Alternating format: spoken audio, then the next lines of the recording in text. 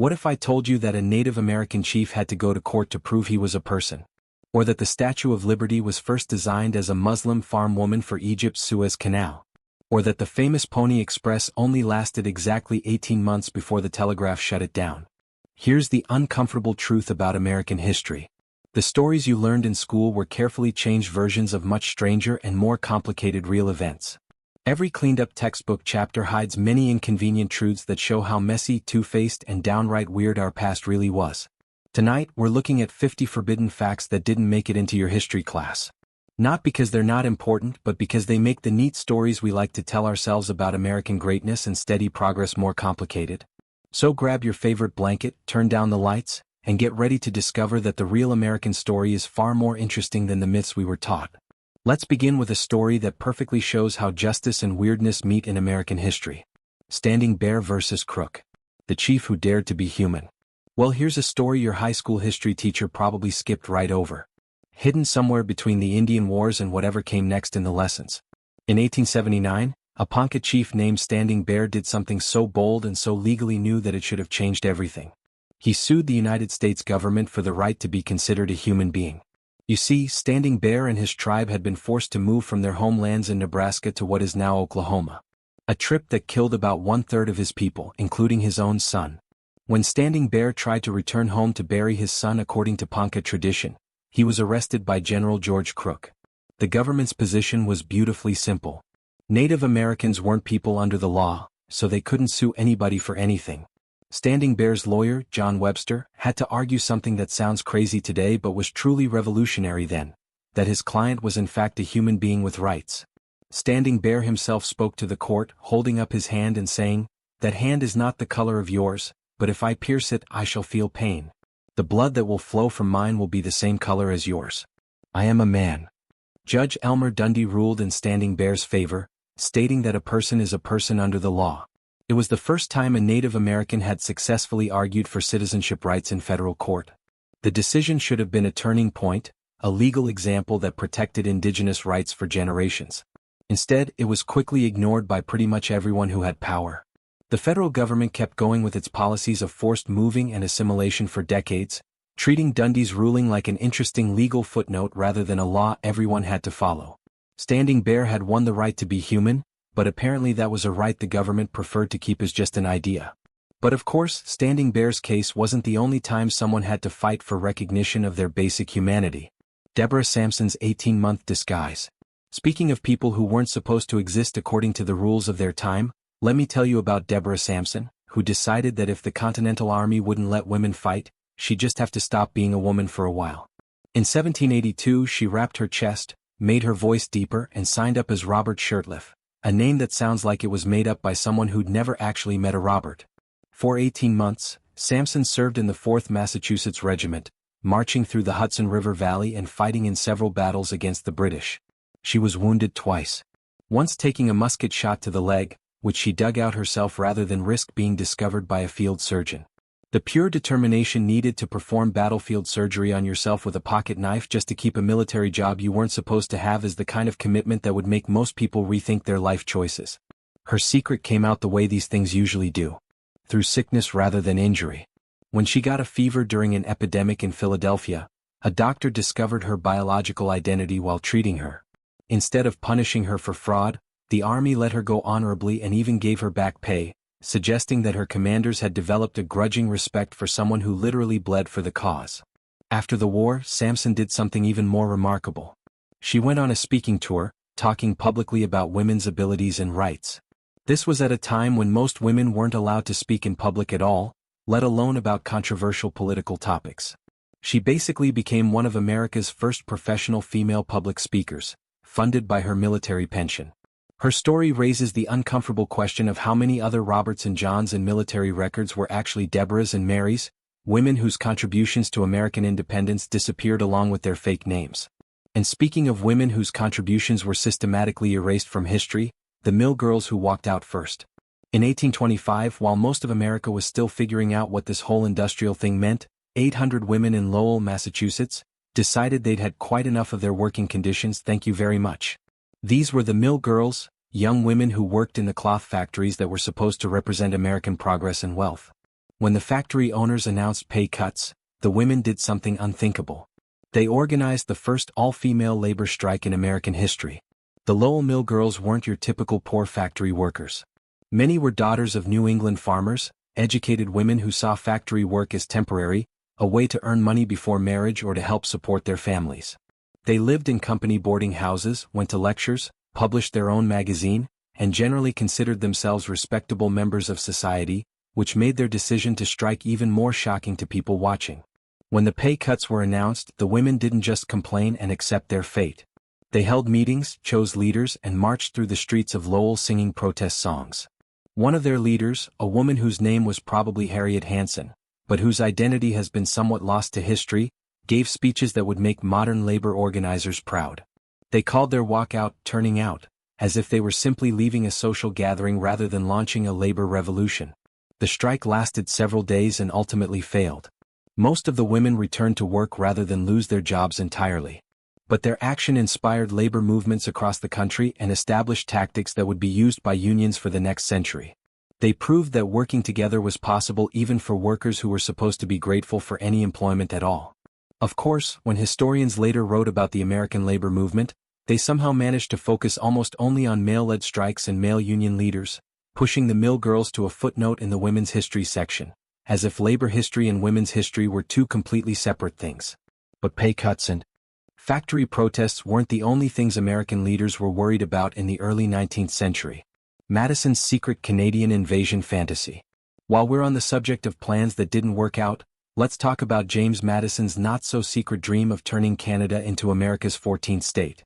In 1812, Madison and his war hawks in Congress weren't just thinking about fighting Britain over shipping rights and forcing Americans to serve in the British Navy. They were thinking about real estate, specifically all that lovely Canadian real estate just sitting there practically asking to be freed. The plan was breathtakingly simple. Invade Canada, defeat the small British army, and wait for grateful Canadians to welcome their American liberators with open arms and freshly baked pies.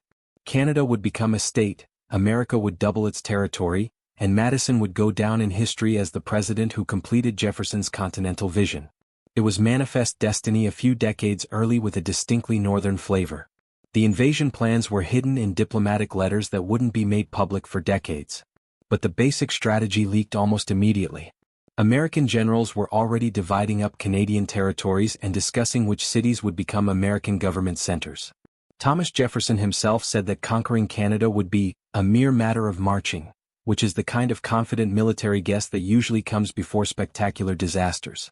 What followed was the War of 1812, a conflict so confused and unclear that both sides claimed victory afterwards. The Americans invaded Canada 3 times and were pushed back 3 times. The British invaded America and managed to burn down Washington, D.C., which was embarrassing but not exactly decisive. The whole thing ended in a tie that solved none of the original problems and created several new ones. The Canadian takeover fantasy died in the swamps of the Niagara frontier, but it established a pattern of American foreign policy that would repeat itself regularly. The confident assumption that other countries would welcome American help, followed by the surprise discovery that they had their own ideas about government. Speaking of American symbols that aren't quite what they seem, the Statue of Liberty's Egyptian identity crisis. Here's something that might complicate your feelings about America's most famous symbol of freedom. The Statue of Liberty wasn't originally designed for America at all. In 1865, French sculptor Frédéric-Auguste Bartholdi created his giant statue as a tribute to a Muslim peasant woman, intended to guard the entrance to Egypt's Suez Canal. The original concept was called Egypt Carrying the Light to Asia, which has a distinctly different ring to it than Liberty Enlightening the World. Bartholdi's design featured a robed female figure holding a torch meant to symbolize Egypt's role as a bridge between Africa and Asia. The Egyptian government took one look at the proposal and basically said, "Thanks, but no thanks."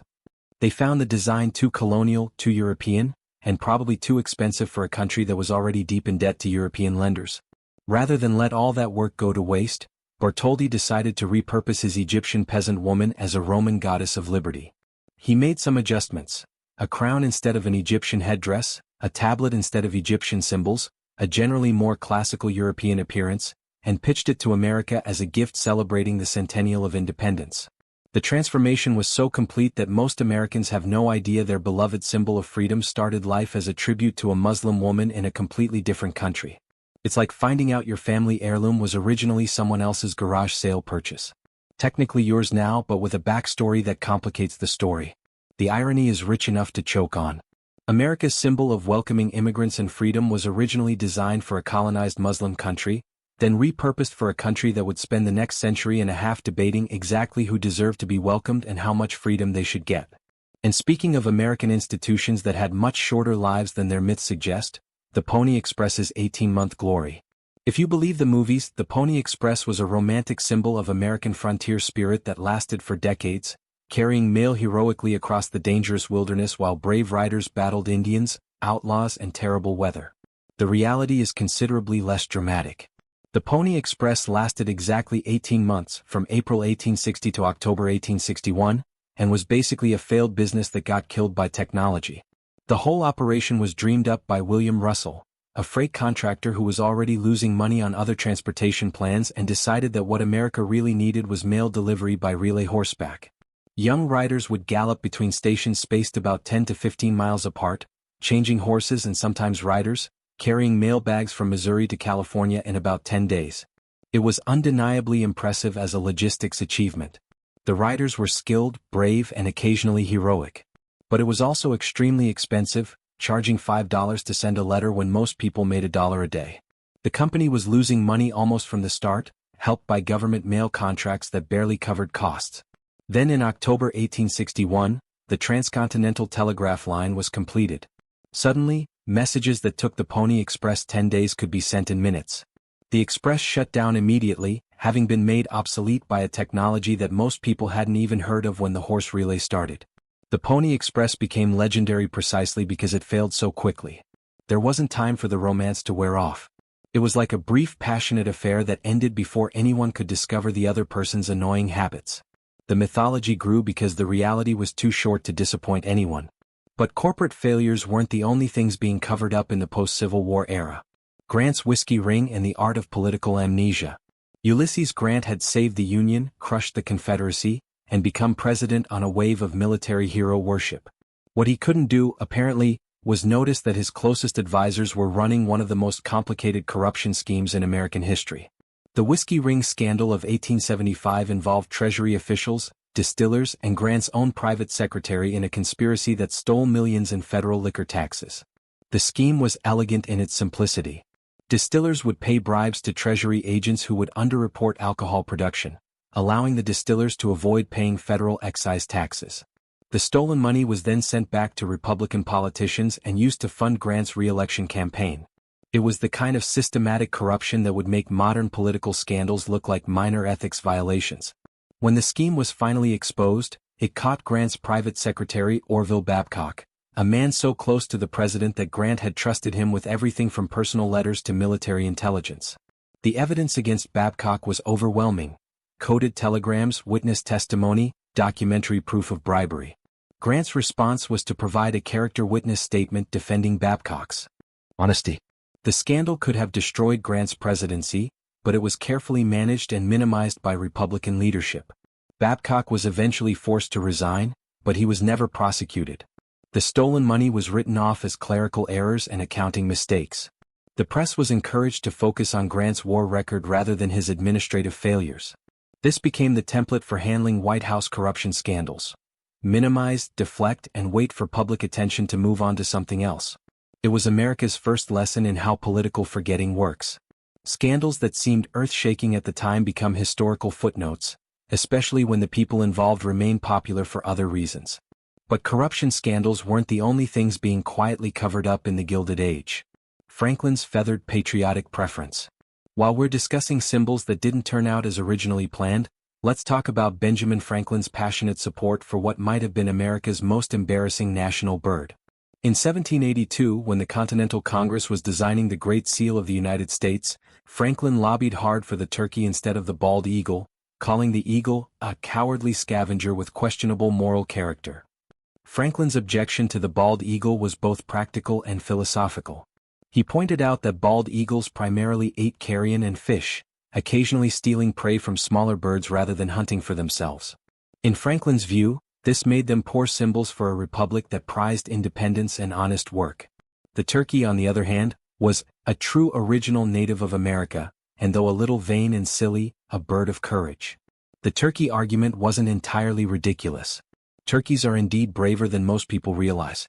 Wild turkeys will fight to defend their territory and their young, while bald eagles will abandon a dead animal if confronted by a determined scavenger. Franklin saw this as a metaphor for American values. Better to be a little foolish and brave than majestic but opportunistic.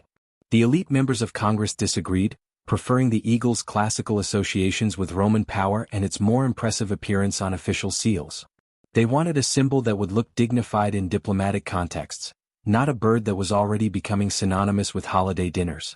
Franklin's turkey advocacy was quietly buried in committee proceedings, emerging only in private letters that wouldn't be widely published until decades later. The decision reflected the broader tension in early America between populist values and elite aspirations, between Franklin's practical republicanism and the founders' desire for classical respectability. And speaking of national policies that were quietly buried to avoid uncomfortable questions, the boarding school's solution to the Indian problem. In 1879, the same year Standing Bear won his court case, a former Union Army officer named Richard Henry Pratt opened the Carlisle Industrial School in Pennsylvania with a mission statement that would haunt American education for generations: kill the Indian, save the man. This wasn't exaggeration. It was official federal policy designed to systematically erase Native American culture through forced assimilation of children. The boarding school system that grew from Pratt's model eventually separated over 100,000 Native American children from their families, often for years at a time. Children as young as 5 were taken from reservations and transported hundreds of miles to institutions where they were forbidden to speak their native languages, practice their religions, or maintain any connection to their tribal identities. The schools used military discipline to enforce cultural erasure. Children who were caught speaking their native languages were beaten. Traditional clothing was replaced with European-style uniforms. Native names were replaced with Christian names, often randomly assigned from lists. The goal was to create a generation of Native Americans who were culturally identical to white Americans. The physical and psychological abuse was systematic and devastating. Children died from disease, malnutrition, and violence at rates that would have triggered investigations if they had occurred in white communities. Many of those who died were buried in unmarked graves on school grounds, their families never notified of their deaths. The boarding school system continued well into the 20th century, with some institutions operating until the 1980s. The full scope of the program wasn't publicly acknowledged until the 2020s, when ground-penetrating radar began locating the unmarked graves and forcing a national reckoning with what amounted to cultural genocide. But Native American history wasn't the only area where inconvenient facts were being systematically suppressed. The Vinland Map and the Columbus mythology machine. In 1965, Yale University announced one of the most significant archaeological discoveries in American history: a medieval map that proved Viking explorers had reached North America centuries before Christopher Columbus. The Vinland Map, as it came to be known, showed Norse settlements in what appeared to be North America, complete with Latin text describing Viking voyages to Vinland. The map's authentication process was rushed and incomplete, but its implications were too exciting to ignore. Here was documentary proof that Europeans had reached America in the medieval period, potentially rewriting the entire narrative of New World discovery. Academic conferences were organized, books were written, and the map became a centerpiece of Viking historical studies. There was just one problem: the ink was wrong. When the map was finally subjected to rigorous scientific analysis, researchers discovered that it had been created with synthetic ink that wasn't developed until the 20th century. The Vinland Map was a forgery, probably created in the 1950s by someone with a thorough knowledge of medieval mapmaking and a flexible relationship with historical accuracy. The forgery revelation should have been front-page news, but it was quietly buried in academic journals and specialized publications. Textbook publishers who had already invested in Columbus narratives had little interest in promoting alternative discovery stories, even legitimate ones. The map's debunking was treated as a minor scholarly correction rather than a major embarrassment. The incident revealed how invested American culture was in maintaining certain historical myths. The Columbus narrative served important cultural and political purposes. It supported European-centered views of American history and justified later patterns of exploration and conquest. Evidence that complicated this narrative, even false evidence, was perceived as threatening to established educational and cultural institutions. This pattern of protecting comfortable myths while suppressing inconvenient truths would repeat itself throughout American history, especially when it came to issues of race and gender. Women's suffrage's inconvenient intersectionality. And speaking of narratives being carefully edited to maintain comfortable myths, let's discuss how the women's suffrage movement managed to write black women out of their own liberation story. The 1848 Seneca Falls Convention is celebrated as the birth of American feminism. But what's less discussed is how white suffragettes systematically marginalized black women's voices to maintain respectability with mainstream white audiences. Sojourner Truth's famous "Ain't I a Woman?" speech, delivered at the 1851 Women's Convention in Akron, Ohio, was so radical and compelling that it should have become the defining moment of early feminism. Truth challenged both racial and gender assumptions simultaneously, pointing out the contradictions in a society that claimed to protect women while enslaving female human beings. But Truth's speech was edited and sanitized in later retellings. The original version, as recorded by white suffragette Frances Gage 12 years later, added a Southern dialect that Truth never used. She was from New York and spoke Dutch as her first language. This editorial choice made Truth seem less educated and more exotic, fitting white expectations of how a formerly enslaved person should sound. More importantly, Truth's intersectional analysis was gradually stripped from suffrage history. Later suffragette leaders like Elizabeth Cady Stanton and Susan B. Anthony often argued that white women deserved the vote before black men, using explicitly racist rhetoric to advance their cause. They were willing to sacrifice black women's rights to gain white women's acceptance. The Seneca Falls Declaration of Sentiments borrowed heavily from the Declaration of Independence but somehow failed to address slavery or racial equality. This wasn't an oversight.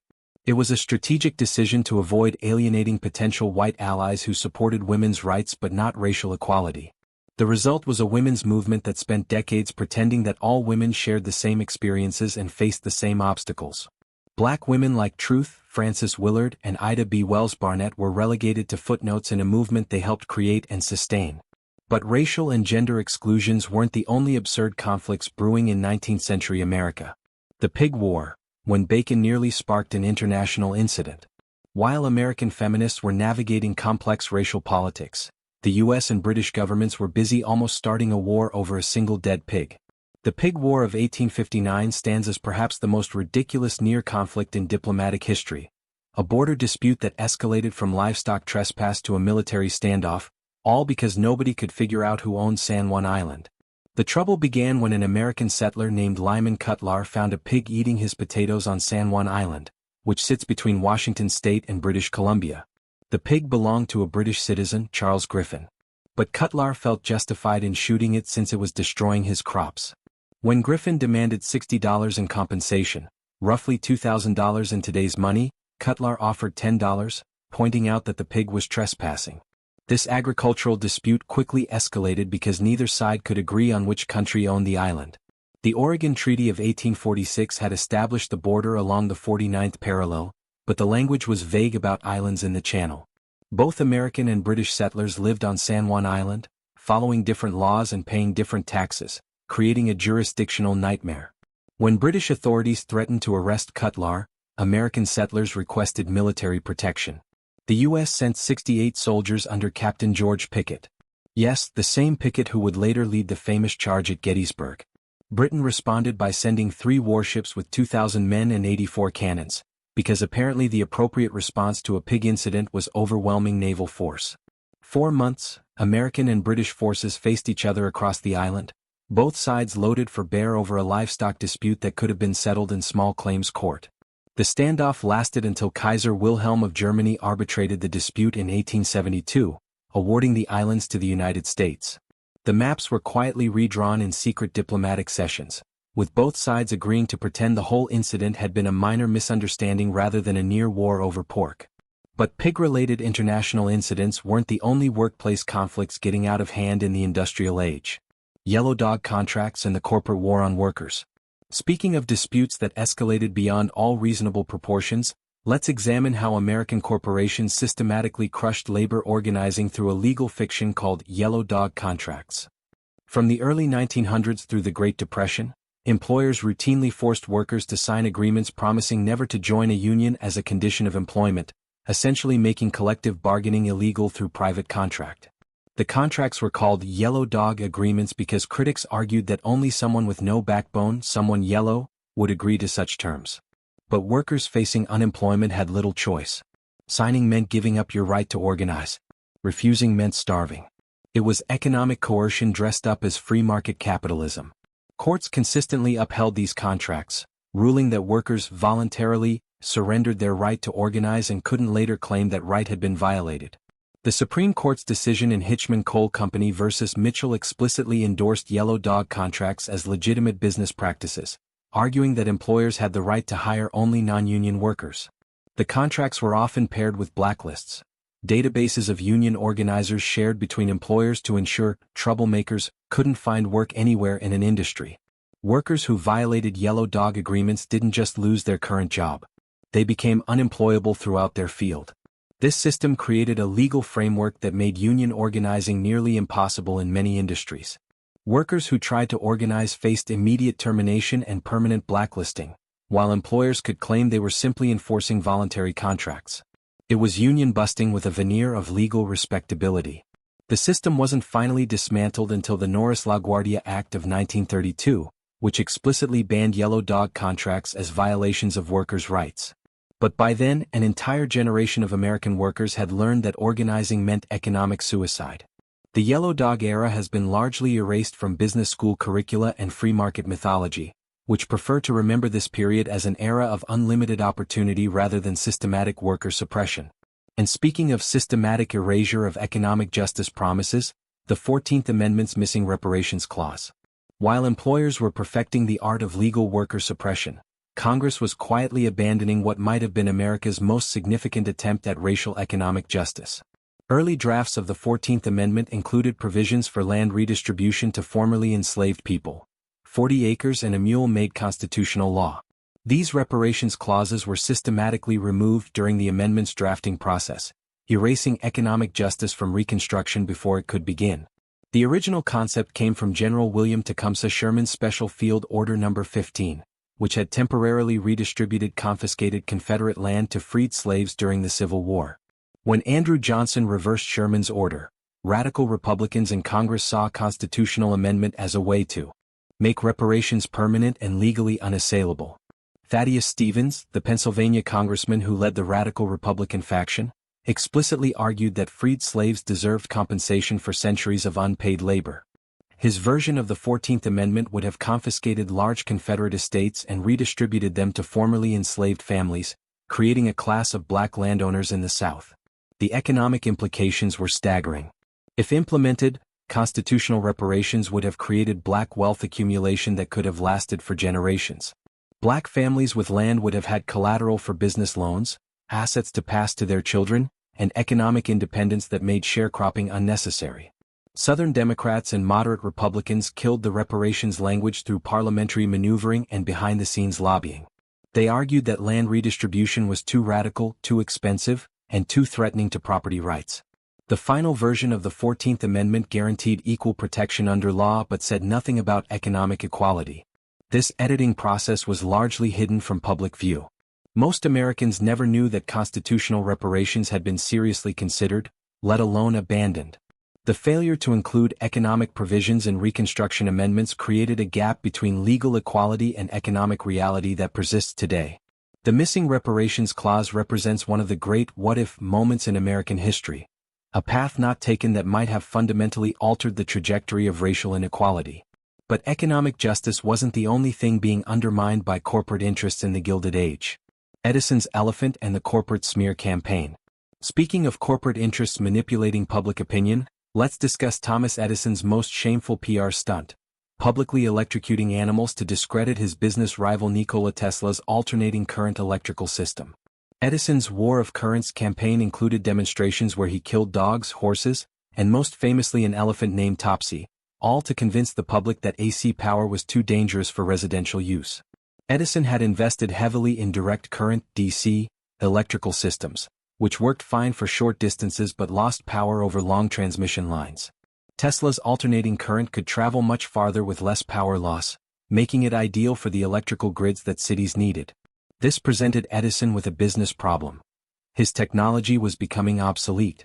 Rather than innovate, Edison chose character assassination. He began holding public demonstrations where animals were killed with AC electricity, arguing that any electrical system capable of killing a circus elephant was too dangerous for American homes. He coined the term Westinghoused as slang for electrocution, after George Westinghouse, who had bought Tesla's AC patents. The elephant Topsy was electrocuted at Coney Island's Luna Park in 1903 after she had killed 3 men over 3 years and been deemed too dangerous to keep. Edison filmed the execution and distributed it as evidence of AC power's deadly nature. The film, Electrocuting an Elephant, was shown at county fairs and electrical exhibitions across the country. Edison's campaign delayed the adoption of AC power by several years, forcing Americans to rely on his inferior DC system longer than necessary. Cities had to build multiple power plants because DC couldn't transmit electricity over long distances efficiently. The delay cost millions of dollars and slowed American industrial development. Eventually, the technical superiority of AC power overcame Edison's propaganda campaign. But the incident revealed how corporate interests could manipulate scientific debates through public relations campaigns designed to confuse rather than educate consumers. Edison's reputation as America's greatest inventor conveniently omitted his willingness to kill animals for marketing purposes. And speaking of corporate manipulation of public opinion and government policy, the Banana Republic Blueprint, Hawaii edition. While Edison was electrocuting elephants, American corporations were perfecting a different kind of power play, the corporate coup. The 1893 overthrow of Hawaii's Queen Liliuokalani wasn't a spontaneous democratic uprising. It was a carefully orchestrated corporate takeover designed to protect American sugar interests, planned and executed by the same companies that would later turn Central America into what we now call banana republics. The Hawaiian sugar industry had thrived under reciprocity treaties that allowed Hawaiian sugar to enter the U.S. market duty-free. But the McKinley Tariff of 1890 threatened this arrangement by giving subsidies to American sugar producers, making Hawaiian sugar less competitive. Rather than accept reduced profits, American planters decided to eliminate Hawaiian sovereignty entirely. The conspiracy was led by Sanford Dole, yes, of Dole Pineapple fame, and other American businessmen who formed the Committee of Safety, a private organization with no legal authority but plenty of economic motivation. They claimed to represent Hawaiian democracy while planning to take voting rights away from the native Hawaiian population and establish a government run by white property owners. When Queen Liliuokalani attempted to proclaim a new constitution that would restore voting rights to native Hawaiians, the committee declared her government illegitimate. U.S. Minister John Stevens immediately recognized their authority and requested Marines from the USS Boston to protect American interests. The Marines didn't fire a shot, but their presence made resistance impossible. The provisional government that replaced the monarchy was essentially a corporate board of directors pretending to be a democracy. It immediately applied for U.S. annexation, arguing that Hawaiian independence was economically unsustainable. President Grover Cleveland investigated and concluded that the overthrow was illegal, but his successor, William McKinley, completed the annexation anyway. This became the template for American corporate interventions throughout Latin America. Identify economic threats to American business interests, organize local elites, request military protection for American citizens, and establish friendly governments that prioritized corporate profits over local democracy. The term Banana Republic was coined to describe this pattern, but it began in Hawaii's pineapple fields. But corporate government cooperation wasn't limited to international adventures. Silent Cal's not-so-silent depression. Speaking of corporate-friendly policies with devastating consequences, let's examine how Calvin Coolidge's famous prosperity of the 1920s was built on the systematic destruction of American agriculture. Silent Cal's tax cuts and business-friendly policies created the roaring 20s for urban Americans, but rural America was experiencing its own depression a decade before the stock market crash. Coolidge's economic philosophy was elegantly simple: reduce taxes on the wealthy, eliminate business regulations, and let prosperity trickle down to everyone else. His administration slashed income tax rates for high earners from 77% to 25% while maintaining high tariffs that protected American manufacturers. The result was spectacular wealth accumulation for industrialists and financiers. But farmers were excluded from this prosperity party. Agricultural prices had collapsed after World War I when European demand disappeared, leaving American farmers with massive debt and shrinking markets. Coolidge's tariff policies made the situation worse by encouraging other countries to retaliate with tariffs on American agricultural exports. Between 1920 and 1929, over 500,000 American farmers lost their land to foreclosure. Rural banks failed at 10 times the rate of urban banks. Small farming communities became ghost towns as families abandoned agriculture entirely. The crisis was so severe that farm income fell by 50% during the supposedly prosperous 20s. Coolidge's response was to lecture farmers about the virtues of free market capitalism while providing subsidies and tax breaks to manufacturing corporations. His administration actively opposed agricultural relief legislation, arguing that government intervention would create dangerous precedents for federal economic planning. The rural depression of the 20s revealed the fundamental weakness in Coolidge's economic model. Prosperity based on speculation and consumption rather than production and savings was inherently unstable. When urban prosperity finally collapsed in 1929, farmers were already experienced in economic disaster. The mythology of Coolidge prosperity conveniently omits the rural suffering that subsidized urban wealth accumulation, just as it ignores the role of easy credit and speculation in creating unsustainable economic growth. And speaking of feminist achievements that were systematically undermined by internal conflicts, Alice Paul's Equal Rights Amendment and the politics of respectability. While farmers were losing their land during the Roaring Twenties, women's rights activists were losing their momentum due to strategic disagreements that would delay gender equality for half a century. Alice Paul's Equal Rights Amendment, first introduced in 1923, passed Congress and should have revolutionized women's legal status. Instead, it became a casualty of feminist infighting that most history books prefer to ignore. Paul's ERA was elegantly simple. Equality of rights under the law shall not be denied or abridged by the United States or by any state on account of sex. It would have eliminated all gender-based legal distinctions, from voting restrictions to employment discrimination to property rights. For a generation that had just one suffrage, it seemed like the logical next step. The opposition came from an unexpected source: other feminists. Organizations like the League of Women Voters and the Women's Trade Union League opposed the ERA, arguing that it would eliminate protective labor legislation that limited women's working hours and prohibited dangerous occupations for female workers. This created a fundamental split in the women's movement between equal rights feminists and protective legislation feminists. Paul argued that protective laws were paternalistic and prevented women from competing equally in the workplace. Her opponents argued that legal equality was meaningless if women lacked the physical protection they needed to survive in industrial workplaces. The conflict became intensely personal and politically destructive. Former allies accused each other of betraying women's interests. Congressional supporters found themselves caught between competing feminist lobbies, unable to satisfy either side. The ERA passed Congress but failed to achieve ratification by the required 38 states. The failure wasn't due to male opposition alone. It was largely due to women's organizations actively working against each other. The protective legislation feminists proved more politically effective, maintaining New Deal-era labor protections while blocking constitutional equality. This internal conflict delayed the ERA for 50 years and established a pattern of feminist political fragmentation that continues today. But feminist setbacks weren't the only progressive achievements being undermined by political manipulation. Roosevelt's court-packing scheme and the art of constitutional coercion. Speaking of political schemes that backfired spectacularly, let's examine Franklin Roosevelt's attempt to pack the Supreme Court in 1937, a power grab so audacious that it made even his allies nervous. Roosevelt had grown frustrated with the court's consistent rejection of New Deal legislation, so he decided to solve the problem by adding more justices who would vote his way. The court had struck down key New Deal programs, including the National Recovery Administration and the Agricultural Adjustment Act, arguing that federal economic regulation exceeded congressional authority. Roosevelt saw this as judicial obstruction that threatened his entire domestic agenda.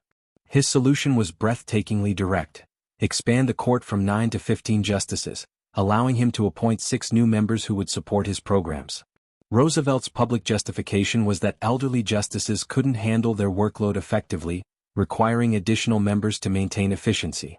His judicial procedures reform bill would have allowed him to appoint 1 new justice for every sitting justice over age 70, up to a maximum of 15 total justices. The real strategy was constitutional coercion. Roosevelt was essentially threatening to destroy the court's independence unless it approved his policies. The message to existing justices was clear: start approving New Deal legislation or be outvoted by Roosevelt appointees. The plan backfired completely. Even Roosevelt's Democratic allies in Congress were horrified by the constitutional implications. Senate Judiciary Committee Democrats joined Republicans in denouncing the plan as an attack on judicial independence.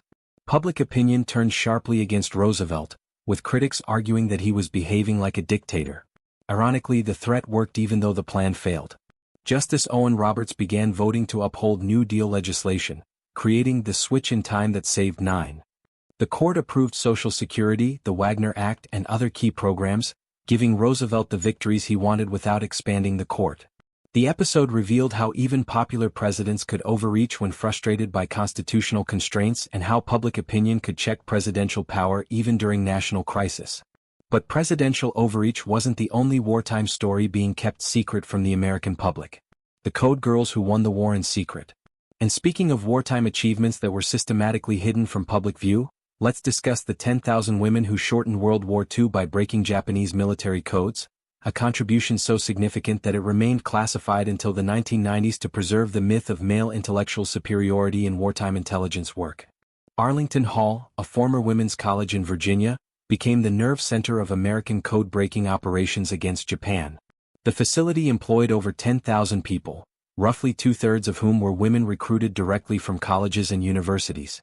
These code girls worked 12-hour shifts, 7 days a week, decrypting Japanese military communications that revealed enemy strategy, troop movements, and battle plans. The women weren't just clerical workers. They were mathematicians, linguists, and cryptanalysts who developed breakthrough techniques for understanding Japanese cipher systems. They cracked the Japanese diplomatic code called Purple, the naval code JN-25, and dozens of other encrypted communication systems that gave American forces decisive intelligence advantages.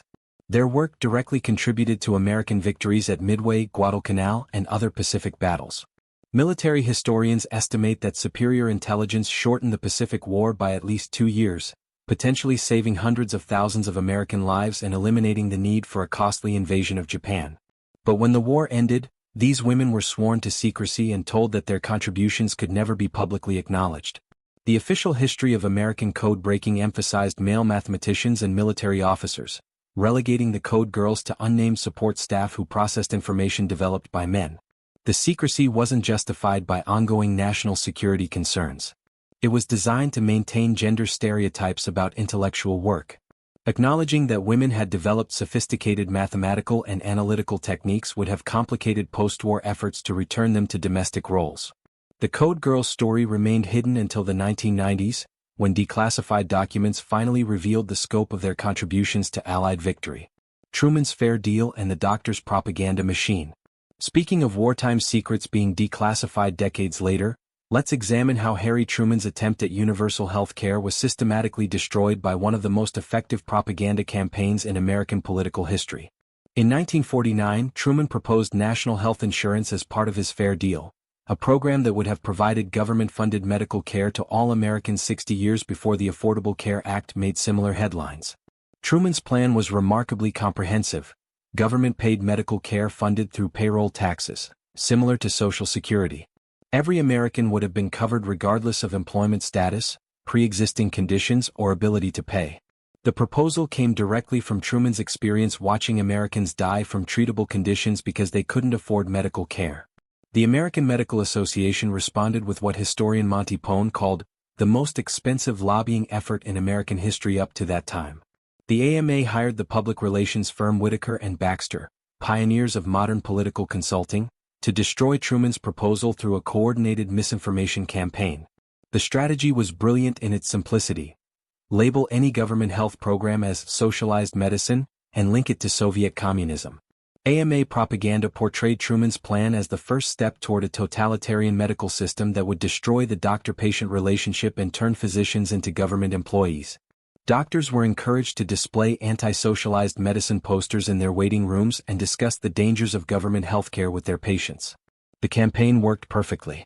By 1950, public support for national health insurance had collapsed from over 60% to less than 30%. Congressional Democrats abandoned the proposal rather than face accusations of communist sympathy during the early Cold War period. The AMA's socialized medicine rhetoric became permanent political vocabulary, deployed against every subsequent healthcare reform proposal for the next 70 years. The same arguments used against Truman's plan resurfaced during debates over Medicare, the Clinton Health Plan, and the Affordable Care Act. Truman's failure established the template for healthcare politics in America. Modest reforms portrayed as radical departures, while the fundamental dysfunction of employer-based insurance remained untouchable. But medical propaganda wasn't the only area where Cold War politics was reshaping American institutions. Operation Paperclip and NASA's inconvenient Nazi heritage. And speaking of Cold War compromises that required creative historical editing, let's discuss how America's space program was built on Nazi rocket technology by scientists who had been designing weapons to kill Allied soldiers just years earlier. Operation Paperclip, one of the most morally complicated programs in American history, brought over 1,000 German scientists to the United States, whitewashing their wartime activities to gain technological advantages over the Soviet Union. The star of this recruitment effort was Wernher von Braun, whose V-2 rockets had terrorized London during World War II. Von Braun's rockets killed over 2,700 civilians in Britain and wounded another 6,000. The weapons were manufactured using slave labor from concentration camps, with an estimated 20,000 workers dying during production, more deaths than the rockets themselves caused. When American intelligence officers found von Braun in 1945, they faced an ethical dilemma: prosecute him as a war criminal or recruit him as a strategic asset. They chose recruitment, creating false biographical documents that minimized von Braun's Nazi Party membership and eliminated references to his use of slave labor. His SS membership was reclassified as nominal, and his concentration camp visits were described as technical consultations. Von Braun wasn't alone. Operation Paperclip brought chemists who had developed poison gas, aviation experts who had designed fighter planes, and medical researchers who had conducted human experiments. All received new identities and security clearances, their pasts sanitized to make them acceptable to American sensibilities. The program was initially classified to avoid public outrage, but even after declassification, the full scope of Nazi recruitment was downplayed. NASA's official histories emphasized German scientists' contributions to space exploration while minimizing their wartime activities. Von Braun became a national hero, the face of American technological achievement. This selective amnesia allowed America to claim moral superiority in the space race while relying on technology developed by war criminals. The contradiction was resolved through institutional forgetting. NASA celebrated its German scientists while ignoring their concentration camp victims. The space program's Nazi connections reveal how Cold War priorities transformed war criminals into American heroes through carefully managed public relations. But space race propaganda wasn't the only area where American foreign policy was being driven by intelligence failures. Kennedy's Bay of Pigs and the arrogance of expertise. Speaking of intelligence failures with lasting consequences, John F. Kennedy's decision to proceed with the Bay of Pigs invasion, despite explicit warnings from his own analysts, represents one of the most spectacular examples of political leaders ignoring expert advice in favor of wishful thinking. The 1961 invasion failed so completely that it strengthened Fidel Castro's regime and pushed Cuba permanently into the Soviet sphere of influence. The invasion plan was inherited from the Eisenhower administration, which had authorized the CIA to train Cuban exiles for an overthrow attempt. The strategy assumed that a small invasion force would trigger a popular uprising against Castro, creating the appearance of internal revolution rather than American intervention. It was regime change through plausible deniability. Kennedy's intelligence briefings repeatedly warned that the plan was fundamentally flawed. CIA analysts concluded that Castro retained significant popular support and that no spontaneous uprising was likely. Military assessments indicated that the invasion force was too small to succeed without direct American air support, which Kennedy refused to provide. The warnings were ignored because they contradicted what Kennedy's advisors wanted to hear. CIA Director Allen Dulles and other invasion advocates assured Kennedy that the operation would succeed quickly and quietly, eliminating a communist government 90 miles from Florida without creating an international incident. The invasion lasted 3 days. Castro's forces captured or killed nearly all 1,400 members of the Exile Brigade, while Kennedy refused to authorize the air strikes that might have saved them. The failure was so complete that Castro used captured equipment and documents to expose American involvement, eliminating any pretense of plausible deniability. The Bay of Pigs disaster had profound consequences for Cold War politics. Castro, who had initially sought neutral relations with the United States, concluded that American invasion was inevitable and requested Soviet military protection. This led directly to the Cuban Missile Crisis, bringing the world closer to nuclear war than any event before or since. Kennedy learned the wrong lessons from the failure, authorizing increased covert operations against Cuba rather than accepting that Castro's government was there to stay. But Cold War covert operations weren't limited to failed invasions. Johnson's Daisy ad and the birth of fear-based politics. And speaking of Cold War manipulation tactics, Lyndon Johnson's 1964 Daisy ad represents the moment American political advertising discovered that voter terrorism was more effective than policy arguments. The commercial, which aired only once but changed political campaigns forever, used the fear of nuclear annihilation to destroy Barry Goldwater's presidential candidacy without ever mentioning Goldwater's name. The ad opens with a 3-year-old girl picking petals from a daisy while counting incorrectly, 1, 2, 3, 4, 5, 7, 6, 8, 9. Her innocent voice is replaced by a military countdown, 10, 9, 8, 7, 6, 5, 4, 3, 2, 1, 0. The screen fills with a nuclear explosion followed by Johnson's voice. These are the stakes. To make a world in which all of God's children can live, or to go into the dark. We must either love each other or we must die. The ad never mentioned Goldwater, nuclear weapons, or specific policies. It relied entirely on emotional association. Goldwater had opposed the nuclear test ban treaty and made statements about using tactical nuclear weapons in Vietnam. The ad encouraged viewers to connect these positions with the image of a child being vaporized by nuclear fire. Goldwater's campaign was furious, demanding that the ad be withdrawn and denouncing it as fear-mongering. The Democratic National Committee complied, pulling the ad after a single broadcast. But the damage was done. News coverage of the controversy ensured that millions of Americans saw the commercial anyway, while discussions of the ad's appropriateness kept its message in the headlines for weeks. The strategy worked perfectly. Polling showed that voters associated Goldwater with nuclear recklessness, contributing to Johnson's landslide victory. The election demonstrated that emotional manipulation could be more effective than policy debates or traditional campaign appeals. The Daisy ad established the template for modern negative campaigning. Use fear to define your opponent's character rather than attacking their specific positions, then benefit from free media coverage of the controversy your ad creates. But fear-based manipulation wasn't the only unconventional diplomatic tool being deployed during the Cold War. Nixon's ping-pong diplomacy and the art of soft power. Speaking of unconventional campaign strategies, Richard Nixon's 1971 decision to thaw relations with China through table tennis represents one of the most creative diplomatic initiatives in American history and one of the most successful examples of soft power politics. The ping-pong diplomacy that led to Nixon's historic visit to Beijing began with an accidental encounter between American and Chinese athletes at the World Table Tennis Championships in Japan. The breakthrough moment came when American player Glenn Cowan missed his team bus and accepted a ride on the Chinese team bus. Chinese player Zhuang Zedong gave Cowan a silkscreen portrait of the Huangshan Mountains, a gesture that was photographed and reported worldwide. The exchange of gifts between ping-pong players became a symbol of possible friendship between nations that hadn't spoken officially in 22 years. Chairman Mao saw an opportunity in the sports exchange. He invited the American ping-pong team to visit China, making them the first Americans allowed into the country since the Communist Revolution. The visit was carefully choreographed. American players were shown model factories and communes, treated to elaborate dinners, and encouraged to praise Chinese achievements for Western media. Nixon recognized the initiative's diplomatic potential. The ping-pong invitation signaled Chinese willingness to improve relations without requiring either side to make formal policy concessions. Sports provided cover for serious diplomacy. If talks failed, both sides could claim they were only discussing athletics. The ping-pong exchange broke the ice for Henry Kissinger's secret diplomatic missions and Nixon's eventual visit to Beijing. The normalization of China-US relations fundamentally altered Cold War dynamics, creating a triangular diplomatic relationship that isolated the Soviet Union and gave America additional leverage in arms control negotiations. But the public focus on ping-pong obscured the larger strategic calculations involved.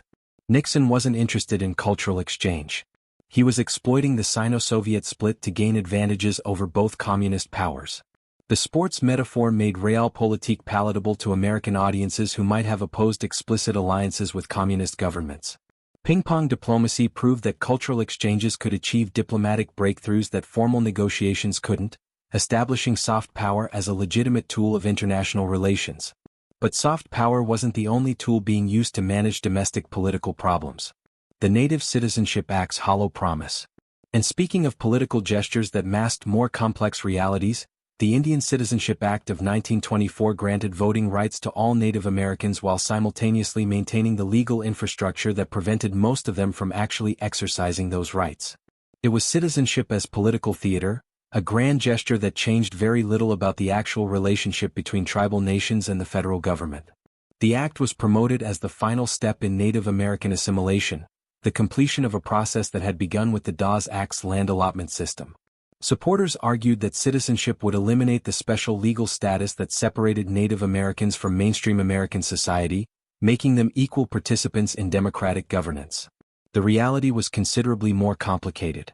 Many tribes opposed citizenship, arguing that it undermined their sovereignty and treaty relationships with the federal government. They pointed out that accepting American citizenship might be interpreted as abandoning their status as members of independent nations, potentially voiding treaty obligations and land rights. More practically, citizenship meant very little when most Native Americans lived in areas where poll taxes, literacy tests, and other discriminatory voting requirements made electoral participation impossible. Southern and Western states had perfected techniques for disenfranchising unwanted voters, and these methods worked as effectively against Native Americans as they did against African Americans. The Indian Citizenship Act created a legal paradox that persists today. Native Americans became citizens of the United States while remaining members of sovereign tribal nations. This dual status created conflicts between federal law and tribal law that courts are still trying to resolve nearly a century later. The Act's passage allowed politicians to claim they had solved the Indian problem through legal equality, while the Bureau of Indian Affairs continued policies designed to destroy tribal cultures and appropriate remaining native lands. Citizenship became another tool of assimilation rather than a recognition of indigenous rights. The voting rights promised in 1924 weren't fully realized until the Voting Rights Act of 1965 eliminated the discriminatory practices that had made Native American citizenship largely meaningless. But discriminatory practices weren't limited to voting rights. Reagan's welfare queen and the politics of racial resentment. Speaking of political narratives that persist long after their factual basis has been debunked, Ronald Reagan's welfare queen mythology represents one of the most effective examples of using isolated anecdotes to justify sweeping policy changes. Reagan's 1976 presidential campaign featured stories about a Chicago woman who allegedly defrauded the welfare system for thousands of dollars, driving a Cadillac while collecting benefits, stories that were largely fabricated but became central to conservative welfare reform rhetoric for decades. The woman Reagan described was a composite character based loosely on Linda Taylor, a Chicago resident who was indeed prosecuted for welfare fraud. But Reagan's campaign speeches transformed Taylor's case into a mythical tale of systematic abuse that bore little resemblance to documented facts. Reagan claimed she had used dozens of fake identities to collect benefits worth $150,000 annually, an amount that was mathematically impossible given benefit levels at the time. Taylor's actual fraud was much smaller in scope.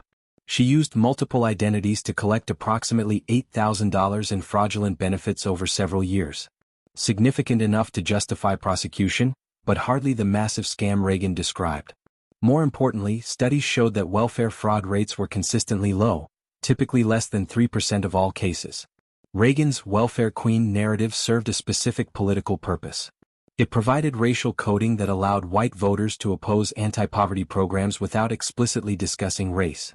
The image of a black woman living luxuriously on government benefits while honest taxpayers struggled resonated with white audiences who were uncomfortable with direct racial appeals but receptive to stories about undeserving welfare recipients.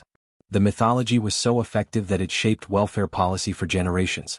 Reagan's anecdotes were cited during welfare reform debates in the 1990s, even though comprehensive studies had repeatedly debunked claims about widespread fraud and abuse. The welfare queen became more politically powerful as fiction than Linda Taylor had ever been as reality. The case demonstrates how isolated anecdotes can be transformed into political mythology that justifies policies affecting millions of people, regardless of contradictory evidence. But mythological narratives about domestic politics weren't the only area where Reagan-era policies created lasting unintended consequences. The Iran coup boomerang, when regime change comes home.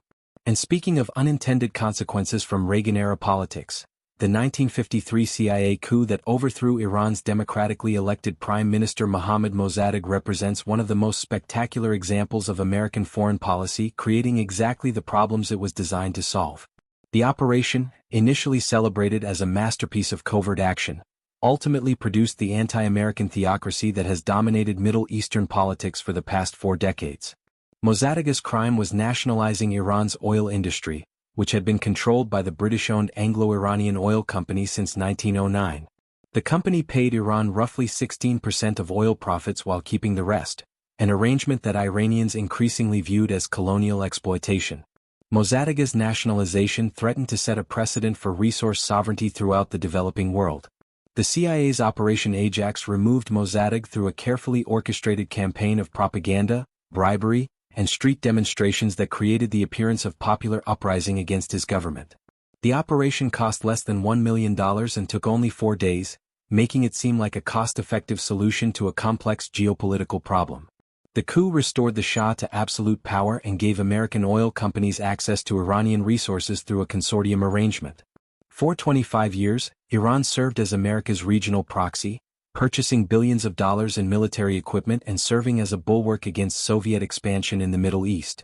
But the Shah's regime was fundamentally unstable, dependent on secret police repression and American military support to maintain power. His modernization programs alienated traditional religious leaders, while his authoritarian methods created widespread opposition among secular Democrats. The combination proved explosive when economic problems triggered popular unrest in the late 1970s. The Iranian Revolution of 1979 brought Ayatollah Khomeini to power with explicit anti-American ideology shaped by resentment over the 1953 coup.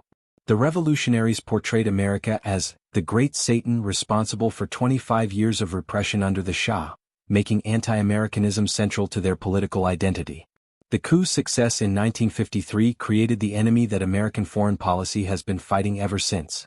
But Iranian complications weren't the only unintended consequences of American military policies. Clinton's "don't ask, don't tell" discrimination as compromise. Speaking of policies that created more problems than they solved, Bill Clinton's "don't ask, don't tell" compromise of 1993 represents one of the most spectacular examples of political triangulation, producing outcomes that satisfied nobody while institutionalizing the discrimination it was supposed to eliminate. The policy, presented as progress on LGBTQ rights, actually resulted in more military discharges than the explicit ban it replaced. Clinton had promised during his presidential campaign to lift the ban on gay and lesbian military service, arguing that sexual orientation was irrelevant to military effectiveness. The promise was popular with LGBTQ voters but deeply unpopular with military leadership and conservative Democrats in Congress, creating a political crisis within weeks of Clinton's inauguration. The compromised policy seemed elegantly balanced. Military personnel wouldn't be asked about their sexual orientation, and gay and lesbian service members wouldn't volunteer the information. The ban would remain technically in place, but it wouldn't be actively enforced unless someone's sexual orientation became public knowledge. In practice, "don't ask, don't tell" created a system of encouraged hypocrisy that was more oppressive than the previous policy. Under the old regulations, gay and lesbian service members could serve quietly without fear of investigation unless they engaged in prohibited conduct. The new policy made the mere revelation of sexual orientation grounds for discharge, even without any misconduct. The results were devastating for LGBTQ military personnel. Between 1994 and 2011, approximately 14,000 service members were discharged under "don't ask, don't tell," far more than had been discharged in the previous decade under explicit prohibition. The policy created a climate of paranoia where service members lived in constant fear of exposure through relationships, associations, or casual comments. Military effectiveness suffered as qualified personnel were removed for irrelevant reasons. The policy was particularly destructive to critical specialties like linguistics and intelligence, where cultural knowledge and language skills were essential to national security but could reveal sexual orientation through personal relationships or cultural competency. "Don't ask, don't tell" demonstrated how political compromise could institutionalize discrimination while claiming to represent progress. But military discrimination policies weren't the only area where environmental and health consequences were being systematically hidden from public view. The lost Gulf War oil fires and environmental cover-up. And speaking of policies where unintended consequences were systematically hidden from public view, the environmental devastation from Saddam Hussein's oil well fires during the 1991 Gulf War represents one of the most significant ecological disasters in modern history, one that was deliberately minimized by both American and international authorities to avoid complicating the war's political narrative. As coalition forces advanced on Kuwait City, Iraqi troops ignited over 600 oil wells, creating fires that burned for 10 months and released approximately 6 million barrels of oil into the atmosphere daily. The smoke plumes were visible from space, creating artificial nighttime across the entire region and depositing toxic pollutants across thousands of square miles. NASA satellite data showed that the fires were releasing massive quantities of sulfur dioxide, hydrogen sulfide, and toxic hydrocarbons into the atmosphere, pollutants that would normally trigger international environmental emergency protocols. The smoke contained carcinogenic compounds at concentrations thousands of times higher than safe exposure levels, creating public health risks that extended far beyond the immediate war zone. Environmental scientists warned that the fires could cause regional climate disruption, acid rain, and long-term agricultural damage across the Middle East and Central Asia. Some climate modelers predicted that the smoke could trigger cooling effects similar to nuclear winter, though on a smaller scale than global nuclear exchange. These warnings were systematically suppressed by both the Bush administration and international organizations that wanted to maintain focus on military victory rather than environmental consequences. NASA was directed to minimize public discussion of satellite observations, while environmental monitoring data was classified to prevent media coverage that might undermine public support for the war. The suppression of environmental data during the Gulf War established precedents for climate denial that continue to influence environmental policy today. The incident demonstrated how national security concerns could override environmental protection even when the environmental consequences threatened regional stability more than military action. The oil fires revealed the inadequacy of international environmental law in addressing ecological warfare, while the cover-up showed how environmental disasters could be minimized through information control. Bush's No Child Left Behind and the art of educational data manipulation. But environmental cover-ups weren't the only area where government policies created unintended consequences that were systematically hidden from public view. George W. Bush's No Child Left Behind Act of 2002 represents one of the most spectacular examples of how well-intentioned education reform can create perverse incentives that undermine the very goals it was designed to achieve, incentives that produced widespread cheating scandals that weren't fully exposed until a decade after implementation. The law required all public schools to achieve adequate yearly progress toward universal student proficiency, with severe consequences for schools that failed to meet numerical targets. Schools that didn't show consistent improvement faced federal sanctions, including loss of funding, administrative takeover, or closure. The system was designed to create accountability and eliminate achievement gaps through data-driven performance management. The problem was that the law created powerful incentives to manipulate test scores rather than improve actual education. Schools discovered that gaming the system was easier than genuinely improving student learning, leading to widespread cheating that compromised the integrity of educational assessment nationwide. The most notorious scandal emerged in Atlanta in 2011, where investigators found that teachers and administrators had systematically altered student test scores for nearly a decade. Over 178 educators were implicated in changing answers, coaching students during tests, and falsifying documents to meet federal targets. The Atlanta investigation revealed that similar cheating had occurred in Washington, D.C., Philadelphia, Detroit, and dozens of other districts. Teachers faced impossible pressure to show improvement regardless of student preparation levels, leading many to conclude that cheating was necessary to protect their jobs and their schools from federal sanctions. The scandal exposed fundamental flaws in the law's design. Measuring school success through standardized test scores created incentives for score inflation rather than educational improvement. Districts learned to focus resources on test preparation rather than comprehensive education, while educators discovered that data manipulation was more reliable than actual teaching for meeting federal requirements. The cheating scandals revealed how performance-based accountability could corrupt the institutions it was supposed to improve, turning educators into statistical manipulators rather than teachers. And speaking of federal operations that created more problems than they solved, Obama's Fast and Furious and the gun-walking disaster. Speaking of federal programs that backfired catastrophically, the Bureau of Alcohol, Tobacco, Firearms and Explosives Operation Fast and Furious represents one of the most spectacularly misguided law enforcement strategies in recent history. The 2010 operation, designed to track illegal gun trafficking to Mexican cartels, instead resulted in the death of a U.S. Border Patrol agent and the loss of over 2,000 weapons that continue to turn up at crime scenes throughout North America. The strategy, known as gun walking, involved allowing suspected straw purchasers to buy cartel leadership. ATF agents were instructed to observe illegal gun sales without making arrests, creating a paper trail that would supposedly lead to major cartel prosecutions. The operation was premised on the assumption that Mexican authorities would cooperate in tracking the weapons once they crossed the border. this assumption proved fatally flawed. Mexican law enforcement lacked the resources and technology to monitor weapons that American agents couldn't track effectively within their own jurisdiction. ATF agents in Phoenix warned their supervisors that the strategy was dangerous and unworkable, pointing out that they had no way to monitor weapons once they left surveillance range. These warnings were ignored by Washington officials who were convinced that gunwalking would produce high-profile arrests that would justify the risks involved. The operation's failure became public in December 2010 when Border Patrol agent Brian Terry was killed during a firefight with drug smugglers using rifles that had been purchased under ATF supervision.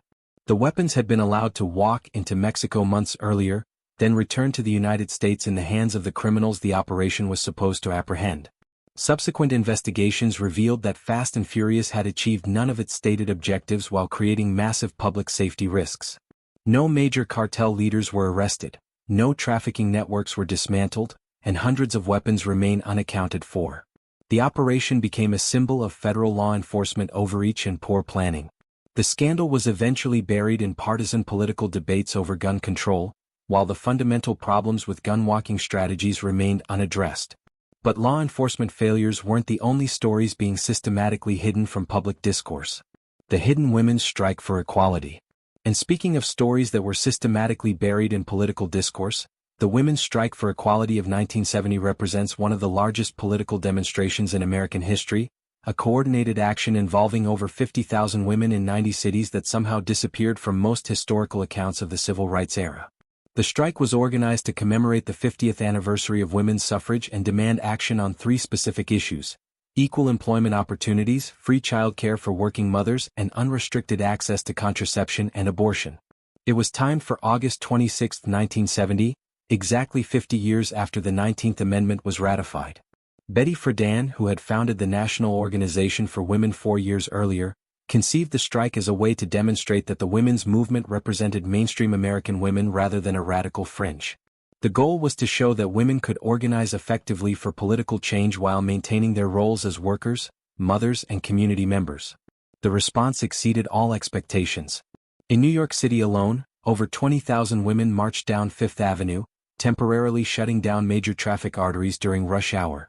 Similar demonstrations occurred in Boston, Chicago, Detroit, San Francisco, and dozens of smaller cities, making it one of the largest coordinated protests of the decade. The strike demonstrated the breadth of support for women's rights issues among mainstream Americans. Participants included housewives, professional women, students, and retirees who had never previously engaged in political activism. Many brought their children to the demonstrations, emphasizing that women's liberation was a family issue rather than an attack on traditional values. Corporate America responded to the strike with a systematic backlash designed to discredit the women's movement and prevent future organizing. Major employers began implementing policies that made it more difficult for women to advance in professional careers, while conservative organizations launched propaganda campaigns portraying feminists as anti-family radicals. The corporate response was so effective that most Americans today have never heard of the Women's Strike for Equality, despite its size and impact on subsequent legislation, including Title IX and the Equal Credit Opportunity Act. The strike's erasure from popular memory demonstrates how powerful interests can minimize political movements that threaten established hierarchies. But corporate influence on political memory wasn't limited to domestic movements. Eisenhower's military-industrial warning and the machine that ignored it. Speaking of political movements being systematically undermined by powerful interests, Dwight Eisenhower's farewell address warning about the military-industrial complex represents one of the most prophetic political speeches in American history, and one of the most thoroughly ignored.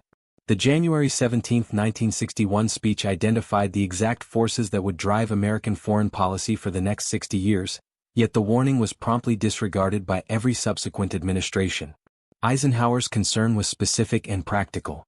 The permanent military establishment created during World War II and the Korean War had developed economic and political interests that favored continued military spending regardless of actual security needs.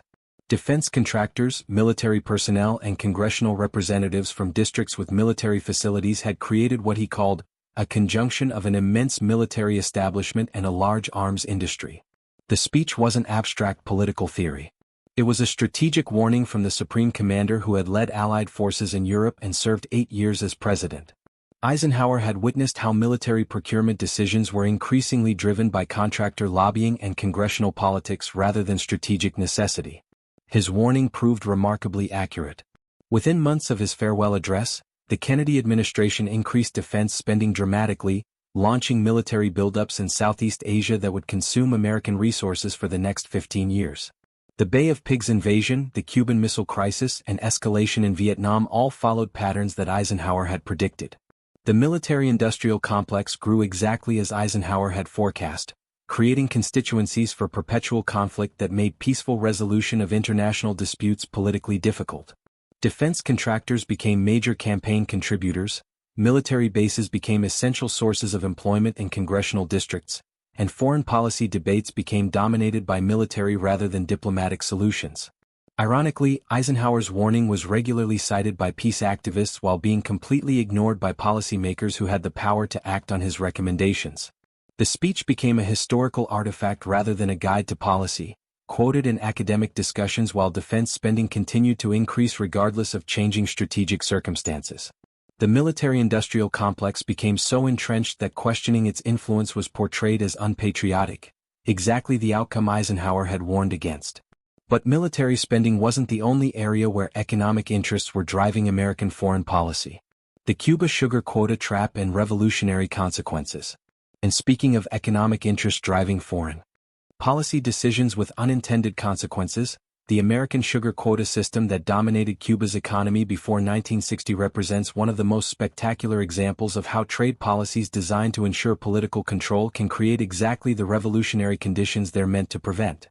The Cuban sugar quota, established in the 1930s, guaranteed that Cuba could sell a specific amount of sugar to the United States at above-market prices in exchange for political and economic subordination. The arrangement made Cuba the largest sugar supplier to the American market while ensuring that Cuban agriculture remained focused on a single export crop controlled by American companies. The quota system was explicitly designed to create Cuban economic dependency on the United States, making it politically impossible for any Cuban government to adopt policies that Americans opposed. Cuban sugar producers needed access to the American market to survive, giving the United States effective veto power over Cuban domestic and foreign policy decisions. The arrangement worked perfectly for decades, ensuring that Cuban governments remained friendly to American business interests, regardless of their effects on ordinary Cubans. American companies controlled most of Cuba's sugar production, while Cuban politicians competed to maintain favorable relationships with Washington that would protect their access to American markets. The system collapsed in 1960 when the Eisenhower administration canceled Cuba's sugar quota as punishment for Fidel Castro's revolutionary government. The cancellation was intended to force Castro to moderate his policies by demonstrating Cuba's economic dependence on American markets. Instead, the quota cancellation had the opposite effect. It freed Castro from the economic constraints that had limited previous Cuban governments and forced him to seek alternative trading partners. The Soviet Union immediately offered to purchase Cuba's sugar at guaranteed prices, providing the economic foundation for Cuban independence from American influence. The sugar quotas cancellation transformed Castro from a nationalist reformer into a committed opponent of American influence in Latin America. Without the economic leverage that the quota system had provided, the United States lost its most effective tool for controlling Cuban politics. The incident established a pattern of American economic sanctions backfiring by forcing target countries to develop alternative relationships that reduced rather than increased American influence. But sugar politics weren't the only area where well-intentioned policies created unintended revolutionary consequences. Lincoln's colonization scheme and the alternative to emancipation. Speaking of well-intentioned policies that revealed uncomfortable truths about American racial attitudes, Abraham Lincoln's colonization scheme of 1862 represents one of the most troubling episodes in the Great Emancipator's presidency, a plan to solve America's slavery problem by shipping freed slaves to Central America rather than integrating them into American society. Lincoln's colonization proposal emerged from his genuine belief that white Americans would never accept racial equality, making voluntary separation the only alternative to perpetual racial conflict. He proposed establishing colonies in Panama or Nicaragua where formerly enslaved people could create independent societies without competing with white workers for employment or social status. The plan wasn't a fringe idea. It had support from moderate Republicans who wanted to end slavery without addressing its racial implications. Colonization seemed to offer a solution that would satisfy abolitionists who wanted to end human bondage while reassuring white voters who opposed black political participation. Lincoln actively recruited black leaders to support colonization, hosting meetings at the White House where he argued that separation was in everyone's best interest. He told a delegation of black ministers that their presence in America was the fundamental cause of the Civil War, suggesting that voluntary emigration would prevent future racial violence. The response from black leaders was overwhelmingly negative. Frederick Douglass called Lincoln's proposal ridiculous and absurd, while other black spokesmen pointed out that they had built American wealth through centuries of unpaid labor and deserved to share in the society they had helped create. Most practically, the colonization scheme was logistically impossible. Moving 4 million people to Central America would have required massive government resources and international cooperation that didn't exist. The few experimental colonies that were established failed quickly due to disease, inadequate supplies, and hostile local conditions. Lincoln quietly abandoned colonization as the war progressed, and he began to see military service by black soldiers as proof of their citizenship claims. But the episode revealed how even the great emancipator initially preferred racial separation to racial integration, demonstrating the limits of white liberal racial attitudes even among slavery's opponents. The colonization scheme showed that ending slavery and accepting racial equality were viewed as separate questions by most 19th-century Americans. But 19th-century racial attitudes weren't the only uncomfortable truths being hidden from standard historical narratives. The forgotten bonus army and Hoover's military solution. And speaking of uncomfortable truths being hidden from historical narratives, the bonus army eviction of 1932 represents one of the most shameful episodes in American presidential history, a moment when Herbert Hoover used military force against World War I veterans who were peacefully petitioning for benefits they had been legally promised. The bonus army consisted of approximately 17,000 World War I veterans who came to Washington, D.C. in June 1932 to demand immediate payment of bonuses that weren't scheduled to be paid until 1945. The veterans were facing unemployment and homelessness during the Great Depression and needed the money to support their families. The veterans established a camp on the Anacostia Flats across the Potomac River, creating a temporary city complete with kitchens, sanitation facilities, and recreational areas. They maintained military discipline and order, conducting daily flag ceremonies and organizing patrols to prevent crime. Their behavior was exemplary. No major incidents of violence or disorder occurred during their 2-month encampment. Congress initially seemed sympathetic to their demands, with the House of Representatives passing a bill authorizing immediate bonus payments. When the Senate defeated the measure, most veterans accepted defeat and returned home. But about 8,000 remained in Washington, hoping to influence future legislation. Hoover's response was to order military force against American veterans.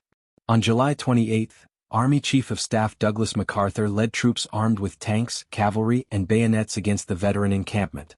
The attack included tear gas, burning of temporary shelters, and violent dispersal of peaceful protesters. MacArthur's forces exceeded even Hoover's orders, pursuing fleeing veterans across the Anacostia River and destroying their main camp. 2 veterans were killed, dozens were injured, and hundreds were arrested. The sight of American soldiers attacking American veterans became one of the policy decisions with unintended consequences. The American sugar quota system that dominated Cuba's economy before 1960 represents one of the most spectacular examples of how trade policies designed to ensure political control can create exactly the revolutionary conditions they're meant to prevent. The Cuban sugar quota, established in the 1930s, guaranteed that Cuba could sell a specific amount of sugar to the United States at above-market prices in exchange for political and economic subordination. The arrangement made Cuba the largest sugar supplier to the American market while ensuring that Cuban agriculture remained focused on a single export crop controlled by American companies. The quota system was explicitly designed to create Cuban economic dependency on the United States, making it politically impossible for any Cuban government to adopt policies that Americans opposed. Cuban sugar producers needed access to the American market to survive, giving the United States effective veto power over Cuban domestic and foreign policy decisions. The arrangement worked perfectly for decades, ensuring that Cuban governments remained friendly to American business interests, regardless of their effects on ordinary Cubans. American companies controlled most of Cuba's sugar production, while Cuban politicians competed to maintain favorable relationships with Washington that would protect their access to American markets. The system collapsed in 1960 when the Eisenhower administration canceled Cuba's sugar quota as punishment for Fidel Castro's revolutionary government. The cancellation was intended to force Castro to moderate his policies by demonstrating Cuba's economic dependence on American markets. Instead, the quota cancellation had the opposite effect. It freed Castro from the economic constraints that had limited previous Cuban governments and forced him to seek alternative trading partners. The Soviet Union immediately offered to purchase Cuba's sugar at guaranteed prices, providing the economic foundation for Cuban independence from American influence. The sugar quotas cancellation transformed Castro from a nationalist reformer into a committed opponent of American influence in Latin America. Without the economic leverage that the quota system had provided, the United States lost its most effective tool for controlling Cuban politics. The incident established a pattern of American economic sanctions backfiring by forcing target countries to develop alternative relationships that reduced rather than increased American influence. But sugar politics weren't the only area where well-intentioned policies created unintended revolutionary consequences. Lincoln's colonization scheme and the alternative to emancipation. Speaking of well-intentioned policies that revealed uncomfortable truths about American racial attitudes, Abraham Lincoln's colonization scheme of 1862 represents one of the most troubling episodes in the great emancipator's presidency, a plan to solve America's slavery problem by shipping freed slaves to Central America rather than integrating them into American society. Lincoln's colonization proposal emerged from his genuine belief that white Americans would never accept racial equality, making voluntary separation the only alternative to perpetual racial conflict. He proposed establishing colonies in Panama or Nicaragua where formerly enslaved people could create independent societies without competing with white workers for employment or social status. The plan wasn't a fringe idea. It had support from moderate Republicans who wanted to end slavery without addressing its racial implications. Colonization seemed to offer a solution that would satisfy abolitionists who wanted to end human bondage while reassuring white voters who opposed black political participation. Lincoln actively recruited black leaders to support colonization, hosting meetings at the White House where he argued that separation was in everyone's best interest. He told a delegation of black ministers that their presence in America was the fundamental cause of the Civil War, suggesting that voluntary emigration would prevent future racial violence. The response from black leaders was overwhelmingly negative. Frederick Douglass called Lincoln's proposal ridiculous and absurd, while other black spokesmen pointed out that they had built American wealth through centuries of unpaid labor and deserved to share in the society they had helped create. Most practically, the colonization scheme was logistically impossible. Moving 4 million people to Central America would have required massive government resources and international cooperation that didn't exist. The few experimental colonies that were established failed quickly due to disease, inadequate supplies, and hostile local conditions. Lincoln quietly abandoned colonization as the war progressed, and he began to see military service by black soldiers as proof of their citizenship claims. But the episode revealed how even the great emancipator initially preferred racial separation to racial integration, demonstrating the limits of white liberal racial attitudes even among slavery's opponents. The colonization scheme showed that ending slavery and accepting racial equality were viewed as separate questions by most 19th-century Americans. But 19th-century racial attitudes weren't the only uncomfortable truths being hidden from standard historical narratives. The forgotten bonus army and Hoover's military solution. And speaking of uncomfortable truths being hidden from historical narratives, the bonus army eviction of 1932 represents one of the most shameful episodes in American presidential history, a moment when Herbert Hoover used military force against World War I veterans who were peacefully petitioning for benefits they had been legally promised. The bonus army consisted of approximately 17,000 World War I veterans who came to Washington, D.C. in June 1932 to demand immediate payment of bonuses that weren't scheduled to be paid until 1945. The veterans were facing unemployment and homelessness during the Great Depression and needed the money to support their families. The veterans established a camp on the Anacostia Flats across the Potomac River, creating a temporary city complete with kitchens, sanitation facilities, and recreational areas. They maintained military discipline and order, conducting daily flag ceremonies and organizing patrols to prevent crime. Their behavior was exemplary. No major incidents of violence or disorder occurred during their 2-month encampment. Congress initially seemed sympathetic to their demands, with the House of Representatives passing a bill authorizing immediate bonus payments. When the Senate defeated the measure, most veterans accepted defeat and returned home. But about 8,000 remained in Washington, hoping to influence future legislation. Hoover's response was to order military force against American veterans. On July 28, Army Chief of Staff Douglas MacArthur led troops armed with tanks, cavalry, and bayonets against the veteran encampment. The attack included tear gas, burning of temporary shelters, and violent dispersal of peaceful protesters. MacArthur's forces exceeded even Hoover's orders, pursuing fleeing veterans across the Anacostia River and destroying their main camp. 2 veterans were killed, dozens were injured, and hundreds were arrested. The sight of American soldiers attacking American veterans became one of the Central American governments defaulted on loans to American banks or threatened to nationalize American-owned properties. Taft dispatched Marines to protect American economic interests. Between 1909 and 1921, American forces occupied Nicaragua, Haiti, the Dominican Republic, and Honduras to enforce debt payments and protect corporate investments. The interventions created exactly the instability they were designed to prevent. Military occupations provoked nationalist resistance movements that made American investments less secure rather than more secure. Local governments that cooperated with American demands lost legitimacy with their own populations, while those that resisted faced military intervention. Dollar diplomacy transformed legitimate business disputes into questions of national honor, making it impossible to resolve commercial conflicts through normal diplomatic channels. Every defaulted loan became a potential cause for military intervention, while every act of resistance to American economic demands was portrayed as a threat to American security. The policy was particularly destructive in Nicaragua, where American intervention in 1912 led to decades of political instability and eventually produced the Sandinista Revolution of 1979. American efforts to control Nicaraguan finances through military occupation created long-term anti-American sentiment that outlasted any economic benefits from the original investments. Taft's dollar diplomacy established patterns of American foreign policy that persisted throughout the 20th century. The assumption that American economic interests were equivalent to American national interests, and the willingness to use military force to protect private investment regardless of the effects on local populations. The policy demonstrated how economic imperialism could be more destabilizing than political imperialism, creating cycles of intervention and resistance that lasted for generations. Wilson's Creel Committee and the birth of government propaganda. But economic imperialism wasn't the only area where American institutions were learning to manipulate public opinion through systematic deception. Woodrow Wilson's Committee on Public Information, established in 1917 under George Creel's leadership, represents the first systematic government propaganda operation in American history, a massive media manipulation campaign that transformed American journalism from independent reporting into state-sponsored persuasion. The Creel Committee was created to build public support for American entry into World War I, a conflict that most Americans had wanted to avoid.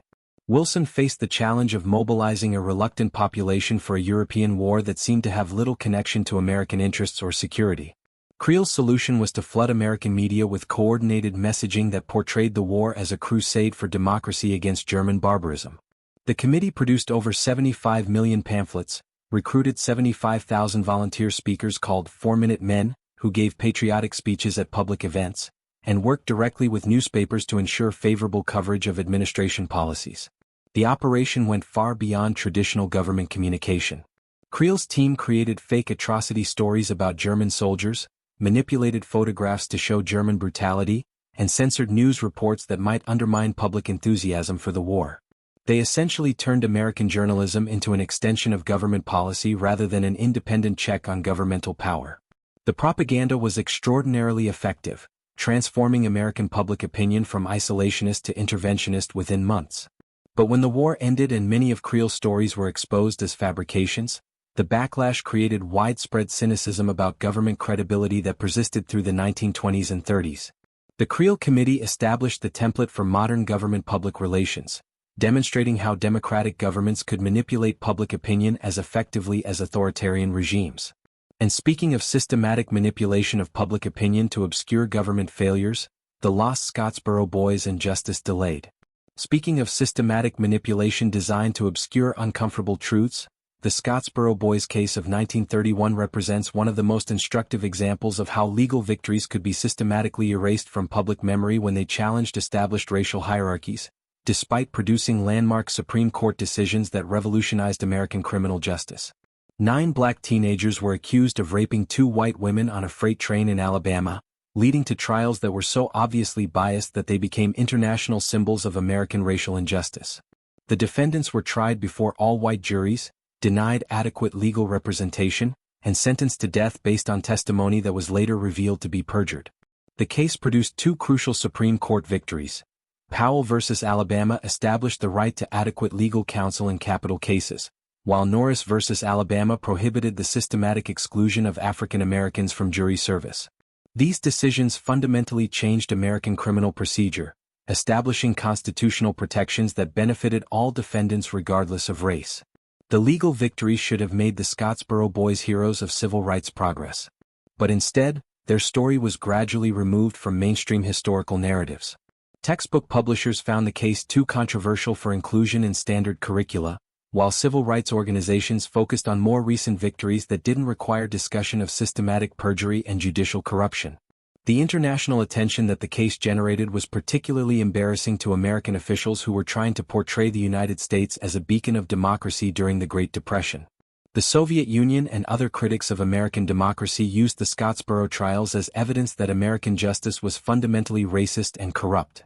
By the 1950s, most Americans had forgotten about the Scottsboro Boys despite their landmark legal victories, demonstrating how even successful challenges to racial injustice could be erased from popular memory when they revealed uncomfortable truths about American institutions. But legal victories weren't the only wartime achievements being systematically hidden from public view. FDR's Executive Order 9066 and the forced labor loophole. And speaking of wartime achievements being hidden from public view, Franklin Roosevelt's Executive Order 9066, which authorized Japanese American internment, contained a little-discussed provision that transformed relocation centers into forced labor camps that generated millions of dollars in profits for the federal government while families lost their homes, businesses, and life savings.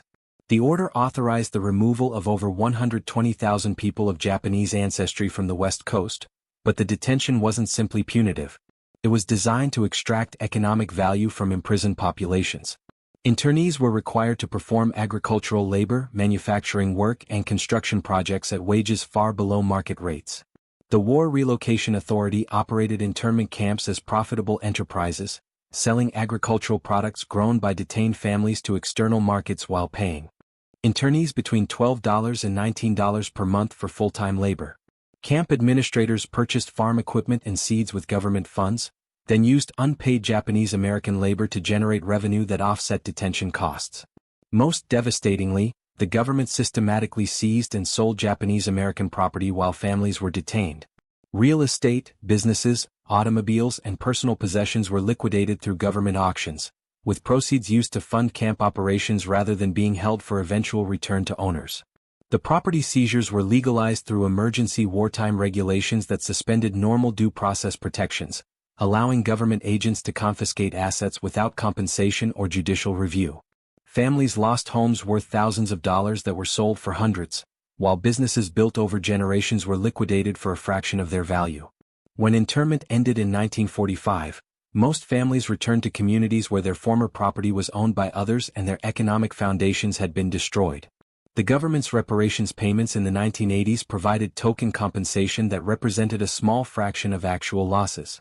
Executive Order 9066 demonstrated how wartime emergency powers could be used to transfer wealth from targeted populations to government coffers while being portrayed as necessary security measures. But wartime property seizures weren't the only area where Allied victory involved morally questionable operations. Truman's Operation Keelhaul and the betrayal of Soviet prisoners. Speaking of morally questionable wartime operations that were hidden from public scrutiny, Harry Truman's continuation of Operation Keelhaul represents one of the most shameful episodes in Allied victory, the forced repatriation of over 2 million Soviet prisoners of war and displaced persons to Stalin's Soviet Union, where most faced execution or imprisonment in gulags. The operation began during the Yalta Conference, where Roosevelt, Churchill, and Stalin agreed that all displaced persons would be returned to their countries of origin regardless of their wishes. The agreement seemed reasonable in principle, but it ignored the reality that millions of Soviet citizens had legitimate reasons to fear returning to Stalin's regime. Many Soviet prisoners of war had been captured early in the war and spent years in German camps where they were exposed to anti-Soviet propaganda or forced to work for German military units. Under Stalin's interpretation of Soviet law, capture itself was evidence of treason, making returned prisoners subject to execution or 25-year gulag sentences. Allied forces were ordered to use whatever force was necessary to compel repatriation, including physical violence against prisoners who resisted return. British and American soldiers found themselves in the position of forcing anti-communist refugees into Soviet custody at bayonet point, knowing that many would face execution upon arrival. The most notorious incident occurred at Judenburg, Austria, where British forces used deception to load Soviet refugees onto trains, telling them they were being relocated to safety when they were actually being delivered to Soviet authorities. Families committed suicide rather than face repatriation, while others were beaten unconscious and loaded onto cattle cars. Eisenhower and other Allied commanders recognized that Operation Keelhaul violated basic humanitarian principles, but they continued the policy to maintain Allied unity during the final phases of the war. The operation continued until 1947, well after wartime justifications had expired. The forced repatriations remained classified for decades, preventing public discussion of how Allied victory had required the sacrifice of millions of innocent people to preserve the wartime alliance with Stalin. But Cold War alliance management wasn't the only area where covert operations were producing unintended consequences. Kennedy's Operation Mongoose and the explosive seashell incident. And speaking of covert operations producing unintended consequences, John Kennedy's Operation Mongoose represents the moment American intelligence agencies crossed the line from serious espionage into absurd cartoon villainy, authorizing over 300 assassination attempts against Fidel Castro that included exploding seashells, poison diving suits, and LSD-laced beard treatments that sound more like Wile E. Coyote schemes than professional intelligence operations.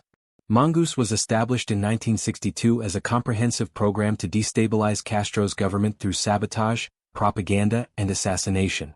The operation was run directly from the White House, with Robert Kennedy personally supervising plans that ranged from economic warfare to increasingly bizarre murder plots. The CIA's Technical Services Division developed assassination devices that revealed a profound disconnect from reality. A diving suit treated with toxic chemicals for Castro's well-known scuba diving hobby, a fountain pen that would inject deadly poison during autograph signings, and a cigar box rigged with explosives for his legendary smoking habit. The most ridiculous plot involved contaminating Castro's beard with thallium salts that would cause his hair to fall out, supposedly undermining his charismatic authority by making him appear weak and unhealthy.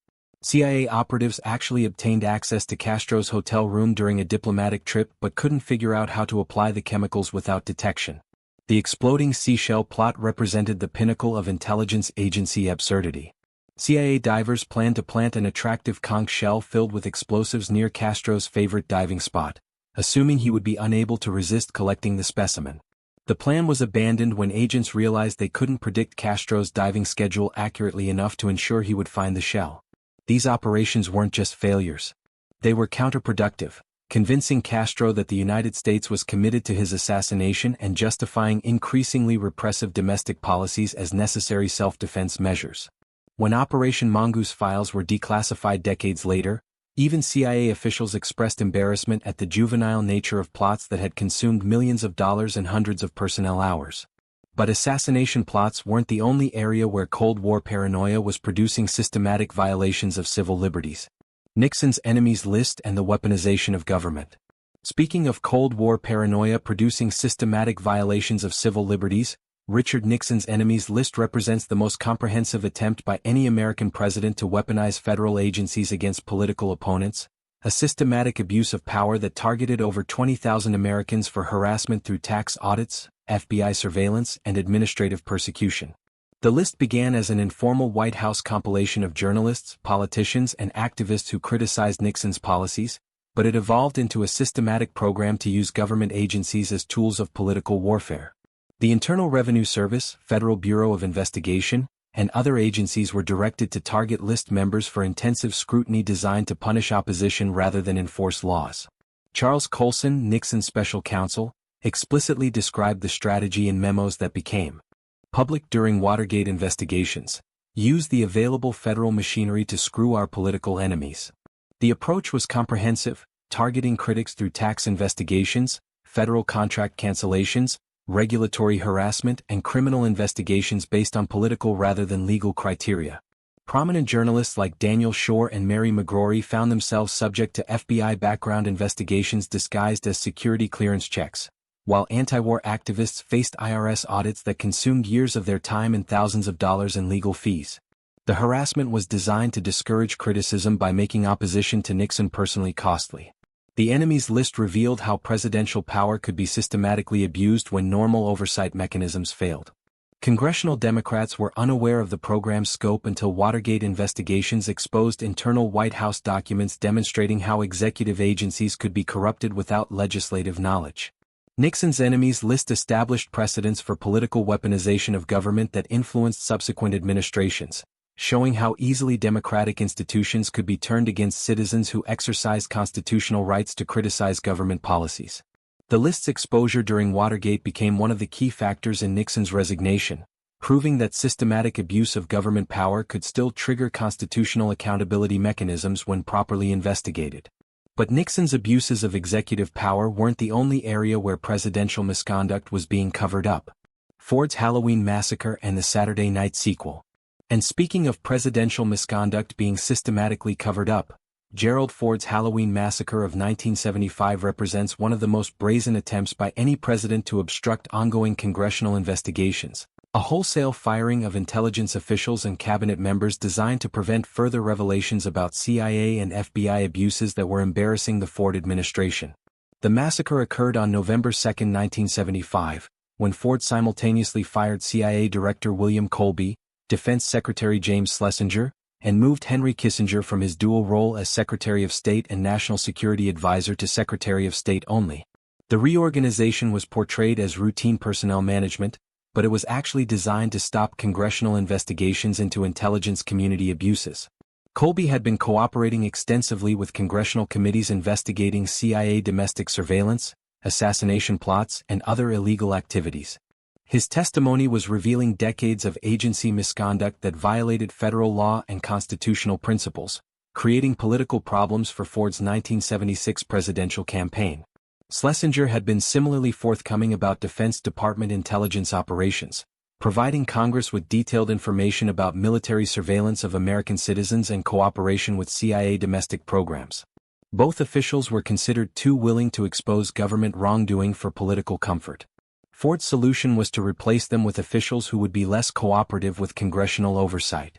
George H.W. Bush became CIA director with explicit instructions to limit agency cooperation with investigators, while Donald Rumsfeld replaced Schlesinger and immediately began restricting Defense Department responsiveness to congressional requests. The reorganization was timed to occur during congressional recess, preventing immediate legislative response and allowing the new officials to establish restrictive policies before Congress returned to Washington. The strategy succeeded in limiting further revelations about intelligence community abuses. Ford's Halloween Massacre demonstrated how presidents could use personnel changes to obstruct congressional oversight, establishing precedents for executive resistance to legislative investigations that influenced subsequent constitutional confrontations between the branches of government. The incident revealed the limits of congressional investigative power when presidents were willing to sacrifice competent officials to protect institutional secrets. But executive obstruction of congressional oversight wasn't the only area where Cold War weapons policies were creating dangerous precedents. Carter's neutron bomb hesitation and the logic of limited nuclear war. Speaking of Cold War weapons policies creating dangerous precedents, Jimmy Carter's decision to delay neutron bomb deployment in 1977 represents one of the most consequential nuclear weapons decisions in American history, a choice that was portrayed as weakness by political opponents but actually prevented the normalization of tactical nuclear weapons that could have made nuclear war more likely rather than less likely. The neutron bomb was designed as a clean nuclear weapon that would kill people through intense radiation while causing minimal damage to buildings and infrastructure. Military planners argued that enhanced radiation warheads would be ideal for defending Western Europe against Soviet tank attacks, allowing NATO forces to stop Soviet advances without destroying the cities they were defending. The weapon's appeal was its apparent precision. It could eliminate enemy personnel while preserving physical infrastructure, making nuclear weapons seem more usable in limited conflicts. Proponents argued that neutron bombs would actually reduce the likelihood of nuclear war by providing alternatives to city-destroying strategic weapons. Carter recognized that this logic was fundamentally flawed. Creating more usable nuclear weapons would lower the threshold for nuclear conflict rather than raising it, making nuclear war more likely by providing military commanders with weapons they might actually be willing to deploy. The neutron bomb's cleaner image could make nuclear weapons politically acceptable in conflicts where traditional nuclear weapons would be unthinkable. European allies were deeply divided about neutron bomb deployment, with many viewing the weapons as evidence that Americans were willing to fight nuclear war on European soil while protecting American territory. The controversy threatened NATO unity at a time when alliance solidarity was essential to containing Soviet influence. Carter's delay prevented neutron bomb deployment until the Reagan administration, when changing strategic circumstances made the weapons less relevant to European defense planning. The delay demonstrated how presidential restraint could prevent dangerous precedents in nuclear weapons policy. The neutron bomb controversy revealed how technical advances in weapons design could create political pressures for more aggressive military policies unless civilian leaders maintained firm control over strategic planning. But nuclear weapons restraint wasn't the only area where Reagan administration policies differed dramatically from their public presentation. Reagan's Star Wars bluff and the $30 billion gamble. And speaking of Reagan administration policies that differed dramatically from their public presentation, the Strategic Defense Initiative of 1983 represents one of the most successful propaganda operations in American history, a missile defense program that was never intended to work but convinced the Soviet Union to bankrupt itself trying to counter imaginary American technological advances.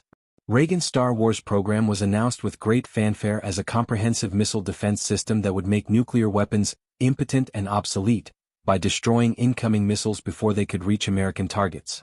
The technology was portrayed as nearly perfected, requiring only adequate funding and political commitment to deploy effective nationwide protection. The reality was that SDI was technologically impossible with available technology and would remain impossible for decades. American scientists understood that the basic physics of intercepting thousands of incoming warheads was insurmountable, while the computer systems required to coordinate such defenses exceeded any conceivable processing capabilities. Reagan's advisors explicitly discussed SDI as a bluff designed to force Soviet military spending increases that would strain their economy beyond its capacity to compete with American technology. Internal memos revealed that the program was intended to spend the Soviets into the ground, rather than actually develop functional missile defenses. The strategy worked perfectly. Soviet leaders took SDI seriously and redirected massive resources toward developing countermeasures and competing technologies, contributing to economic pressures that helped bring down the Soviet system. They spent billions trying to counter American advances that didn't actually exist. Meanwhile, the United States spent over $30 billion on research projects that were never intended to produce deployable weapons, money that could have been used for education, infrastructure, or other domestic priorities. The program became a massive transfer of resources from taxpayers to defense contractors. SDI's success as a propaganda operation masked its failure as a technology program, demonstrating how strategic deception could achieve foreign policy objectives that conventional military programs couldn't accomplish. The program revealed how Cold War competition had become more about perception than reality, with both sides spending vast sums on projects designed to impress opponents rather than serve practical military purposes. But Cold War deception tactics weren't the only area where intelligence failures were creating lasting foreign policy disasters. Bush's WMD curveball and the fabricated case for war. Speaking of intelligence failures creating lasting foreign policy disasters, the curveball intelligence operation that justified the 2003 invasion of Iraq represents the most spectacular example of how fabricated evidence could be transformed into national security policy when it supported predetermined political objectives. A deception so obvious that it was exposed as false before the invasion began but was ignored by policymakers committed to regime change.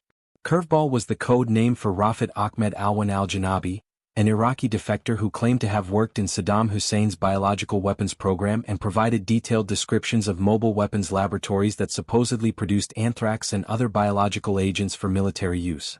German intelligence officers who debriefed Curveball reported that his information was unreliable and that he was probably fabricating stories to gain asylum and financial support.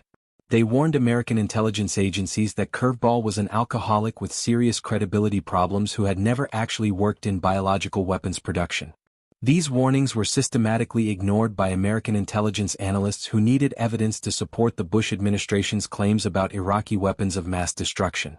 Curveball's fabricated stories became central to Colin Powell's presentation to the United Nations, where computer-generated images of mobile weapons labs were presented as verified intelligence.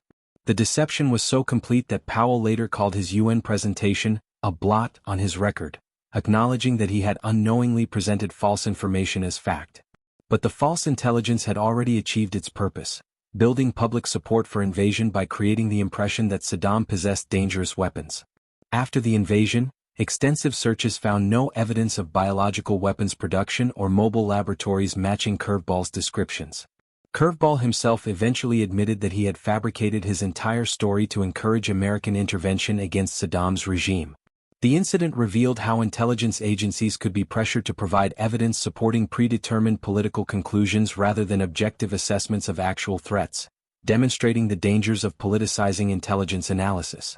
And there you have it, 50 forbidden chapters in the American story that somehow got left out of the official version. From Standing Bear's fight to be recognized as human to Bush's phantom weapons of mass destruction, we've traced a pattern of power protecting itself through selective memory and convenient amnesia. The beautiful irony is that these hidden stories are often more inspiring than the myths that replace them. Real people making impossible choices, fighting systems designed to crush them. Sweet dreams, and remember, the truth is always stranger than the textbook.